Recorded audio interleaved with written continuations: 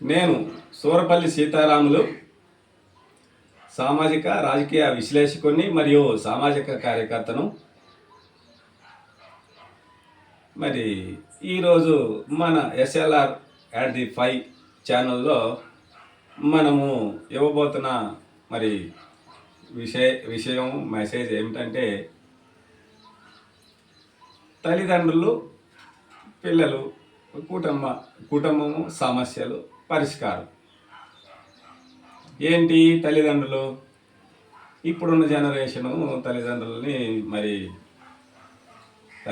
అంటే ఒకరిని ఎక్కువగా ప్రేమిస్తారని, మరి ఎక్కువగా వారికి అవకాశాలు ఇస్తారని, మరి ఇంకా అన్ని రకాలుగా ఎక్కువ ప్రేమ ఒకరికి పంచుతారని, ఇంకొకరికి పంచరని, నా మీద ప్రేమ లేదని కొంతమంది ఈ విధంగా మరి ఆ కుటుంబంలో పిల్లలు తల్లిదండ్రులను నిందించుట చాలా చోట్ల నేను చూస్తున్నాను. కాబట్టి అంతేకాకుండా ఇంకా చెప్పాలి అని అంటే, చిన్నప్పుడు ఈ చిన్నపిల్లలు అంటే టీనేజ్ వరకు ఈ మాటలు వస్తాయి.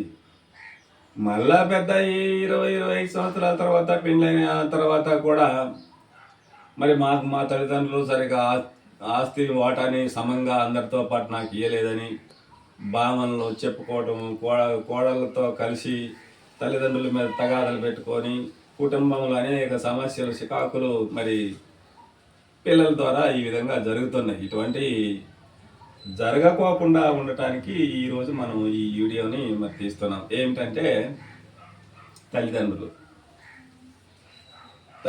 అంటే పిల్లలు ఏ విధంగా తల్లిదండ్రులని చూడాలి అని అంటే,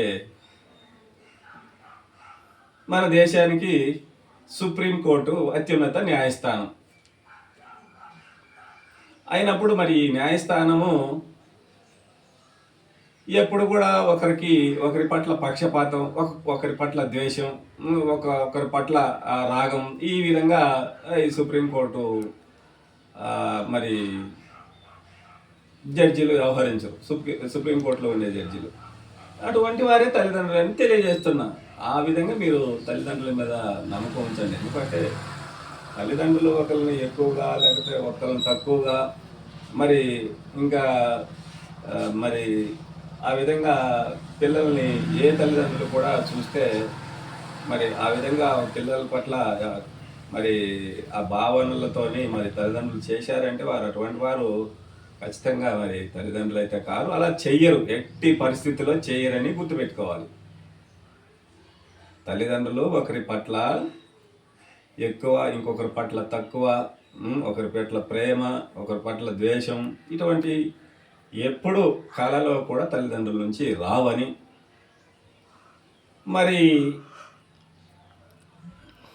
పుట్టిన దగ్గర నుంచి టీనేజ్ వరకు అవసరమైన పిల్లలకి అవసరమైన తీరుగా, ఏ పిల్లలకి ఏ తీరుగా అవసరమైతే ఆ తీరుగా వాళ్ళకి సహకారాన్ని అందించి చదువుకోవటానికి పెరగటానికి ఖచ్చితంగా తల్లిదండ్రులు పక్షపాతం లేకుండా ఒక సుప్రీంకోర్టు జడ్జి ఏ తీరుగా చేస్తాడో తల్లిదండ్రుల పట్ల పిల్లల పట్ల తల్లిదండ్రులు ఆ విధంగా వ్యవహరిస్తారని తెలియజేస్తూ, పెరిగి పెద్ద అయిన తర్వాత పెళ్ళిళ్ళు చేసిన తర్వాత మాకు రావాల్సింది ఎక్కువ తీసుకున్నారు, మాకు ఇవ్వాల్సింది తక్కువ ఇచ్చారు, ఈ విధమైనటువంటి కొట్లాట్లు వారు తల్లిదండ్రులు చచ్చి బతికున్నంత కాలము వీరు పిల్లలు చాలా ఇళ్లలో ఆ విధంగా మా తల్లిదండ్రులు మాకు అన్యాయం చేసినారు, ఒకటి లేదు, ఏది ఇచ్చినా కానీ ఏది ఇవ్వకపోయినా కానీ తల్లిదండ్రులు మీ పట్ల అందరూ బాగా మంచిగా సమంగా వృద్ధిలోకి రావాలనే భావనతోనే ఉంటారు తప్పితే ఒక సంతానం ఎక్కువ, ఒక సంతానం తక్కువ, లేకపోతే వారి మీద ఎక్కువ ప్రేమ, వీరి మీద తక్కువ ప్రేమ అనే మాట ఏ తల్లిదండ్రులు కళలో కూడా అవి అసలు రానివ్వరని మీకు అందరికీ తెలియాలని తెలిసి మీ తల్లిదండ్రులను మీరు ఏం చేసినా, మీకు ఏం చెప్పినా, మీకు ఏమి ఇచ్చినా అది దైవ ప్రసాదంగా భావించి మీరు తీసుకొని ఉన్నట్టయితే ఆ దేవుడి కృప మీ మీద ఎట్లా ఉంటుందో ఈ తల్లిదండ్రుల దయ కూడా మీ మీద మనసు ఆ విధంగా ఉండి మీ అభివృద్ధికి తల్లిదండ్రులు దీవెనతోటే బాటలు పడతాయని గుర్తించి తల్లిదండ్రుల్ని మరి ఒకరు చూడటం లేదని ఇంకొకరు మరి మేము కూడా చూడకూడదని, వాళ్ళు చూడండి మేమెందుకు చూడాలని ఈ విధమైనటువంటి పోటీలు పడి మరి వారిని సాది పెద్ద చేసినందుకు మరి అష్ట కష్టాలకి వృద్ధాప్యంలో గురి చేస్తున్న వారు అనేక మంది ఉన్నారు. అటువంటి యొక్క పద్ధతిని మీరు మానేసుకొని తల్లిదండ్రుల విషయంలో తల్లిదండ్రులు మీకు ప్రతి వాళ్ళకి కూడా మరి ఆ పెంపకంలో మీకు మీ మేళ్ళు కోరి మరి మీకోసం చేసినటువంటి అవసరమైతే తల్లిదండ్రులు మరి వారు తిందామనుకున్నది మీరు వచ్చి గబుక్కున ఆ కంచం తీసుకొని తిన్నా కానీ నేను తినాలనే మాట తల్లిదండ్రులకు రాదు. మీరు తినవద్దు నేను తినాలనే మాట. అటువంటి తినకుండా ఇచ్చేవాళ్ళు మీ పట్ల ఒకరి పట్ల ఒక భావం ఒకరి పట్ల ఒక భావం కలిగి తల్లిదండ్రులు ఎప్పుడు కూడా ఉండరు. కనుక మీరు ఇది గుర్తెరిగి మీరు ఏ పరిస్థితిలో ఉన్నా కూడా తల్లిదండ్రులకు మరి మరి మీకు వయసు వచ్చి వాళ్ళకి వృద్ధాప్యం వచ్చిన తర్వాత తల్లిదండ్రులని మరి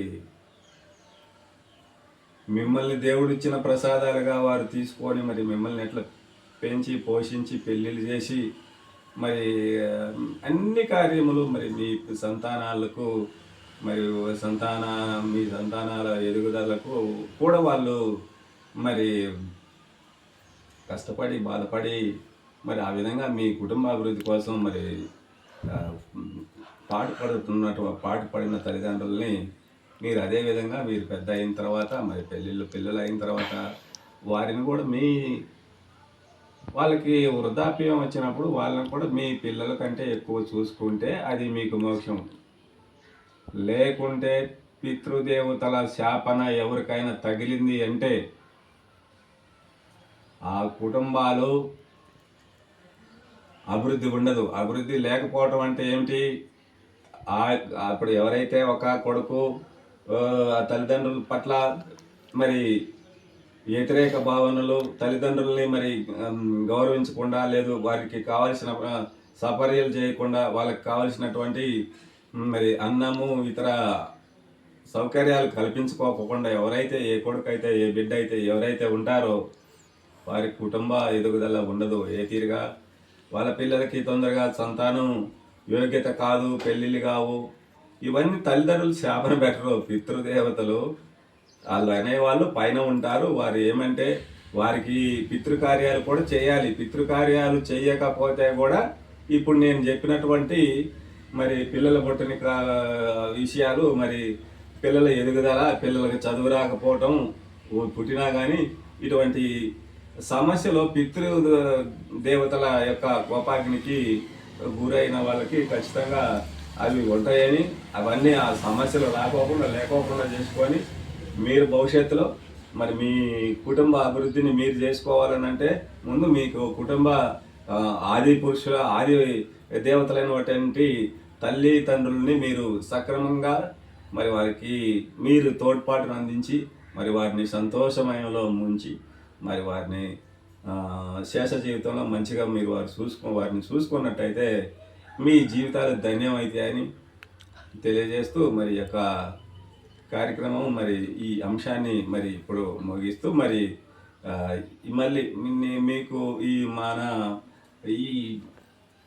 SLR@5 టీవీని వీస్తున్నటువంటి వీక్షకులందరికీ మనస్ఫూర్తిగా శిరసొంచి నమస్కారం తెలియజేస్తూ దయ ఉంచి మీరందరూ కూడా మరి మన ఛానల్ని సబ్స్క్రైబ్ చేసి మరి లైక్ చేసి షేర్ చేసి కామెంట్లు పెట్టి మంచి సలహాలు కూడా ఇవ్వాలని మనస్ఫూర్తిగా మిమ్మల్ని కోరుకుంటూ ఈ అంశాన్ని ముగిస్తున్నాం. జై భారత్.